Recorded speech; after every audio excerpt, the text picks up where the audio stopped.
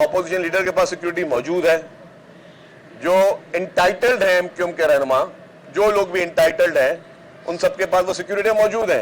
तो ये जो झूठा प्रोपेगेंडा एक मरतबा फिर शुरू किया गया और फिर लोगों को गुमराह करने की कोशिश की गई, तो इन लोगों का मकसद है कि इस वाक़े को किस तरह इनकैश किया जाए।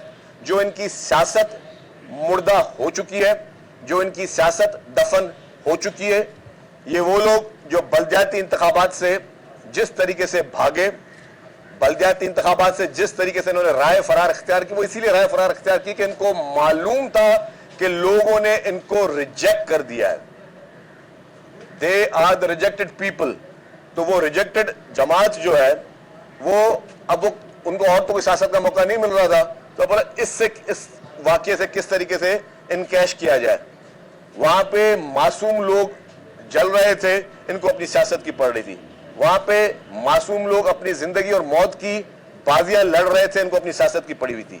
और आज भी ये प्रोपेगेंडा, ये झूठा प्रोपेगेंडा उसी साजिश का हिस्सा है।